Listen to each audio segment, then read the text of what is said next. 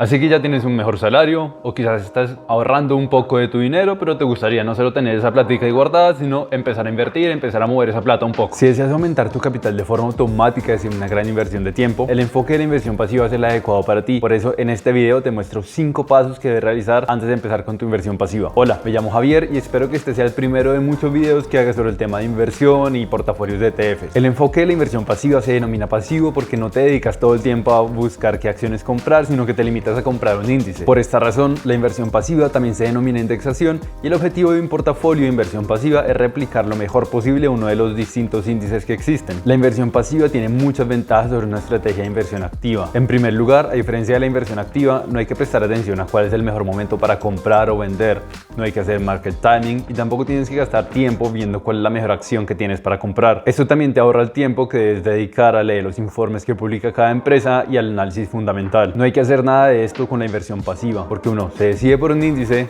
lo compra y ya no lo tiene que volver a vender. Si alguien está familiarizado con las criptomonedas, es la típica estrategia de buy and hold. Y esto nos lleva a otra ventaja de la inversión pasiva, la ventaja fiscal de comprar y mantener. Esta ventaja es que tú pagas los impuestos mucho después y puedes ir ganando intereses a lo largo de todo este tiempo. Otras dos ventajas de la inversión pasiva es que los costes y riesgos son muy bajos. Las compras y ventas frecuentes, como en el caso de una inversión activa, por ejemplo, generan costes de transacción muy elevados en los bancos. La inversión, primero, tiene que generar ganancias para justificar estos costos de transacción. Con la inversión pasiva, estos costos de compra se pueden minimizar porque uno compra ETFs que tengan un bajo coste de transacción y no se está haciendo constantemente trading. Dado que una estrategia de inversión pasiva también permite una gran diversificación, es decir, una distribución del dinero a través de los diferentes mercados y países, también se puede minimizar el riesgo. Como pueden ver, hay una serie de argumentos a favor de la inversión pasiva, así que ahora sí vamos a ver los 5 pasos que debes seguir antes de crear tu portafolio de inversión pasiva. El paso número 1 sería decidirse a ser un inversor pasivo. Tienes que leer, tienes que informarte sobre qué significa ser un inversor pasivo, activo y tienes que decidir entre esas dos opciones. Sea cual sea la estrategia que elijas, es importante que la mantengas. No hay nada más perjudicial para tu capital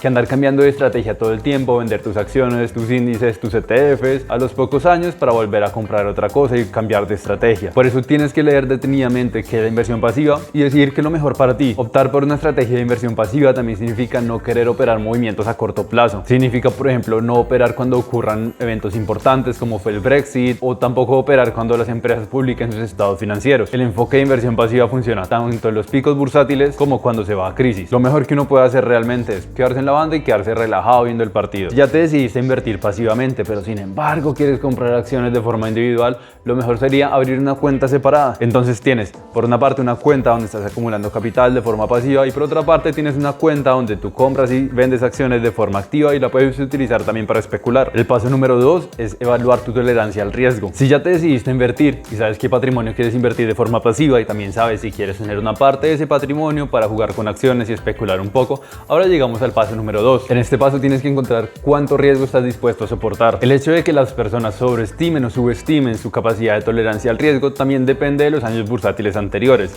Si los años anteriores fueron realmente malos y con crisis, pues la gente subestima un poco esa tolerancia al riesgo. Si en cambio los años bursátiles anteriores fueron muy altos, muy buenos, mucha plata, mucha ganancia, la gente se siente como más dispuesta a tomar mucho más riesgo. Entonces tienes que conocerte y saber qué tanto riesgo estás realmente dispuesto a aceptar. ¿Qué pasa si uno subestima o sobreestima su tolerancia al riesgo? Pues que en algún momento va a tener una reacción de pánico y va a vender todo en el peor momento. Por eso, lo voy a decir una vez más, tienes que saber cuál es tu tolerancia al riesgo, porque esto va a tener implicación directa en el paso número 3. El paso número 3 va a ser seleccionar tus activos. La capacidad de asumir riesgo que tengas desempeña un papel muy importante a la hora de saber en qué activos vas a querer invertir.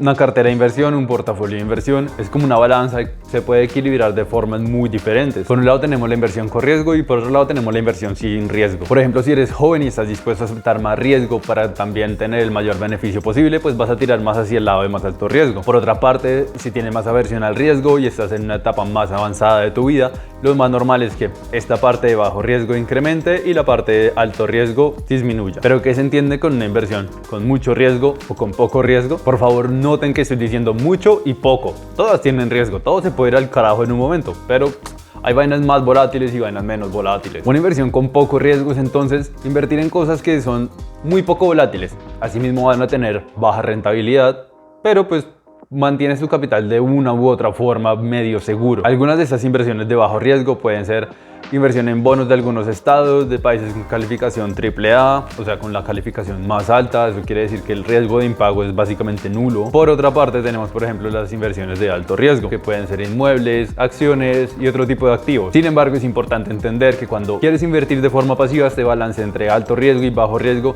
depende completamente de ti. Tú decides en qué lado de la balanza quieres poner más de tu capital. Ahora que sabes qué riesgo estás dispuesto a asumir y has hecho la división entre inversión de alto riesgo e inversión de bajo riesgo, estás listo para empezar a invertir. Vamos a llenar esta vaina con ETF. El paso número 4 es entonces la implementación del portafolio. Aquí hay diferentes estrategias para crear un portafolio de ETFs, porque hay ETFs por región, por países, países emergentes, economías desarrolladas, ETFs sostenibles, commodities, ya hasta de criptomonedas. Si yo dijera, vea, quiero ahorrar, no me quiero matar la cabeza en eso, no le quiero botar mucho tiempo, yo invertiría en un índice que sigue la economía de los países más desarrollados del mundo. Para eso hay un ETF que se llaman, bueno, hay una serie de ETFs, un grupo de ETFs que se llaman MSCI World. En realidad hay un montón de ETFs para todos y muchísimos. Gracias a Dios tenemos páginas como Just ETF, donde uno puede no solo leer sobre el ETF, en qué invierte, sino también comparar diferentes ETFs y crear su propia estrategia de inversión. Si ya llegaste a este punto, ya tienes un portafolio creado. Ya sabes qué riesgo estás dispuesto a asumir, cuánto quieres invertir en alto riesgo, cuánto quieres invertir en bajo riesgo y en qué ETFs quieres invertir. Ahora, lo que hay que hacer todos los años es rebalancear, y con eso llegamos al punto número 5.